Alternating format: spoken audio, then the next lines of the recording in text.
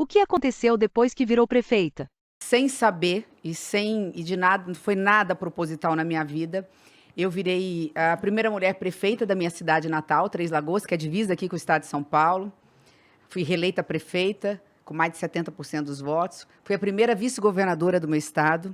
Como senadora da República, fui a primeira mulher a presidir a Comissão de Combate à Violência contra a Mulher. Esse é um assunto delicado, que lá na frente, na conversa, acho que vale a pena a gente tocar. Vou anotar. Né? Porque, assim, muito triste a realidade do Brasil e as pessoas têm um número que depois eu vou dar, que vai assustar todo mundo, mas que é importante, né? Todos os nossos jovens que têm irmãs, que têm mães, né? Enfim, que têm avós, é importante. Depois eu fui a primeira mulher a presidir a comissão mais importante do Congresso Nacional, que é a CCJ, que eu vou explicar o que é a Comissão de Constituição e Justiça. A primeira líder da bancada do MDB, a primeira líder da bancada feminina e a primeira mulher a ter coragem em 198 anos de história do Senado. O Senado vai fazer quase 200 anos, como a nossa independência, a ter coragem de ser candidata, uma mulher candidata à presidência do Senado e, portanto, do Congresso Nacional. Mas vamos voltar à CCJ? Realmente tem um monte de primeira vez aí. Um monte de primeira vez, né? Essas primeiras vezes, elas foram surgindo na tua vida por influência, por exemplo, as pessoas... Era sempre uma vontade tua quebrar essas barreiras ou as coisas foram acontecendo? Um misto de cada coisa. Primeiro que eu nunca me imaginei desse lado do balcão, né? Eu sempre fui um ser político. Sempre, porque eu tenho um pai que fez política a vida inteira, morreu dentro da política. Aos 5 anos de idade, meu pai foi eleito prefeito e não parou. Então, eu via na figura masculina do meu pai alguém que era um ser político e eu fazia política nos bastidores. Quando eu tinha 14 anos, eu sou bem mais velha que você, por isso que eu falei que você denunciou a idade, com esses planos reais da vida, eu pedi autorização para minha mãe, eu tinha 14 anos, para ir para as ruas lutar por direta já, por democracia. Eu era daquela que ligava o som, que segurava a bandeira, que empacotava santinho para poder distribuir, que ajudava as mulheres a serem candidatas. Então, eu fazia...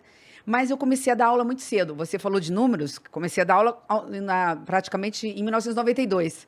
Eu tinha 22 anos de idade, eu estava no banco de uma universidade dando aula, porque eu entrei na faculdade com 16 anos, me formei com 20 para 21 anos, na Universidade Federal do Rio de Janeiro. Sim. E cheguei no meu estado, comecei a dar aula. E eu dava aula de direito público, como é que se administra um estado, um país e uma cidade. Depois de um tempo, as pessoas começaram a falar para o meu pai, mas peraí, ela tem veia política, faz ela ser candidata, faz ela ser candidata. E eu, por timidez, eu falei, não, esse negócio não é para mim. Eu faço política de outro jeito, né? Sempre fiz política de bastidores, estimulando a juventude, né? Explicando a importância da política na vida. Não está bom? Vocês não estão gostando dessa política? Então, vamos fazer a boa política, vamos colocar gente boa, vamos colocar os jovens.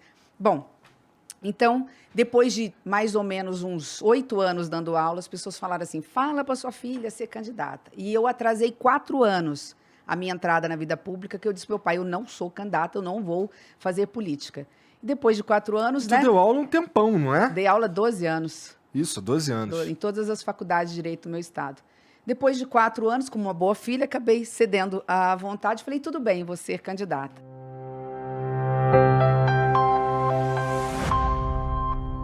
E virei deputada estadual. Depois virei a primeira mulher prefeita da minha cidade natal. E aí veio nesse processo. Entendi. Né? Então, foi uma constante. Mas, assim... A partir daí, quem não quis parar mais foi eu. Quer dizer, depois que eu virei prefeita da minha cidade, vi a responsabilidade, fui reeleita prefeita. E reeleita com índices bem altos, mais de 70% dos votos.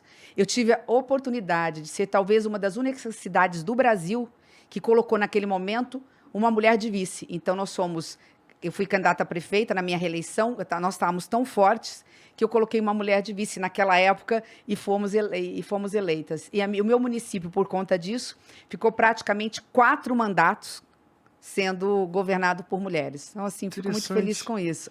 Interessante. Tem quantos habitantes tem lá? Agora deve estar algo em torno de 130, 135 mil habitantes. Tá. E nós levamos, na época, as maiores fábricas do mundo de celulose. Eu fui considerada a prefeita da indústria, da geração de emprego, por muito tempo no estado de Mato Grosso do Sul. O que tu atribui... Essas primeiras vezes não, que você perguntou? Não, peraí, é que você na segunda, na reeleição, tu é reeleita com 76%, não é isso? 76%. A que tu atribui, assim, toda essa galera gostar tanto do teu trabalho? Muito suor. É? Muito suor. 24 horas por dia trabalhando. É que muito suor, Simone, quando você fala assim, muito suor, não traduz de forma prática. Vamos lá. O que é muito suor? É trabalhar 24 horas por dia, olhar no olho do cidadão, dizer não quando não dá conta, com verdade, dizer sim quando pode, fazer o impossível para resolver a vida das pessoas. Minha cidade, quando eu peguei a prefeitura de Três Lagoas, estava quebrada. Então, havia se passado 10 anos sem se fazer uma escola, 10 anos sem se construir uma casa popular. Como era divisa com o estado de São Paulo, eu pegava meu carro, porque a prefeitura não tinha um carro bom, e eu vinha para o interior de São Paulo, Barueri, que todo mundo acho que conhece, né? E vinha atrás das fábricas. Falei, tudo bem, você tem a fábrica aqui, abre uma filial, abre uma portinha lá na minha cidade está precisando de emprego. Nós temos termoelétrica, nós temos hidrelétrica, proximidade com o estado de São Paulo, estrada duplicada. Vamos lá, vamos conhecer. Tem energia em abundância, que era da CESP. E eles iam. A cada 10, um ficava. Vou abrir uma porta, vou gerar emprego aqui.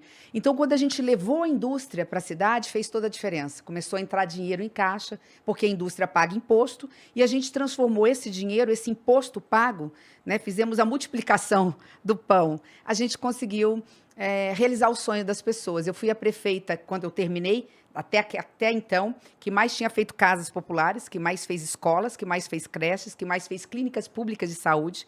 Construímos clínica de saúde da mulher, clínica de saúde de pequenas cirurgias, clínica de saúde de ortopedia, da criança, enfim. A que mais gerou emprego, a que mais aumentou a renda, a que mais fez áreas de lazer, enfim, a que mais fez asfalto, que mais fez drenagem. Até então, porque agora, graças a Deus, os outros prefeitos foram melhores do que eu, que é isso que a gente quer. O que é interessante você falar isso, assim, porque geralmente os políticos batem nos outros políticos. Não, de jeito nenhum. Eu sou professora, antes de tudo.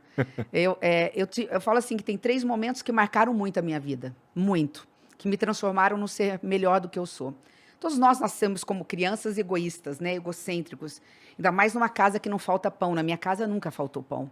Mas eu tive 2 grandes valores dentro da minha casa. Meu pai, com espírito público, um homem público com 40 anos de vida pública, nunca teve uma mancha na vida dele. E minha mãe, muito religiosa. Então, ela dizia assim, minha filha, ninguém é feliz vendo a infelicidade dos outros. E meu pai dizendo, o dinheiro público, quem tem poder é para servir, não para ser servido. O dinheiro é do povo, você tem que colocar onde o povo precisa. Então, fui criada dessa forma. Mas tem 3 momentos na minha vida que eu acho que me transformaram para melhor, enquanto ser humano. Um foi sala de aula, professora. Só é bom professor quem é altamente altruísta. Quer dizer, é uma redundância, né? Isso, acabei de falar uma besteira aqui.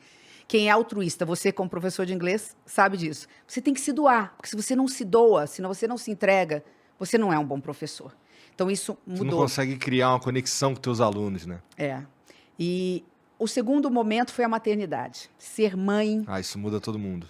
Muda. Mudam como pai, como mãe, mas como mãe eu acho que é por conta daquela coisa umbilical, eu não tenho a menor dúvida que para mãe é ainda mais eu não sei, porque para mim mudou a minha vida mesmo. Mas a mãe, nossa, as transformações da mãe são inclusive físicas, né? Você já é pai, então? Sou pai de 2. Olha, eu tenho 2 também. Então, é que para mulher, de fato, né? É inclusive físico. Nesse momento da maternidade, eu comecei a sentir a dor de outras Marias, de outras mães. Eu tenho 2 Marias dentro de casa, minhas filhas, de outras mães. Então, assim, eu sei o que é a fome de um filho. Quando eu dava de mamar e estava voltando do trabalho e tudo mais, Maria Fernanda está chorando de fome, Maria Eduarda precisa... Eu senti, eu queria 10 minutos, né, de atraso para dar de mamar. Aí a gente fica imaginando o que é a dor hoje de uma mãe que não tem o que dar de comer para o seu filho. Elas são próximas, as 2? 3 anos de diferença exatas. E o terceiro momento foi a CPI. Foi a pandemia. CPI, de fato. Eu anotei aqui para a gente falar sobre ela. Foi um dos momentos mais tristes. Eu entrei muito comovida e saí totalmente indignada com tudo que eu vi ali. Não se esqueça de se inscrever no canal. Ajude-nos a continuar fazendo vídeos e shorts com qualidade, informação e humor.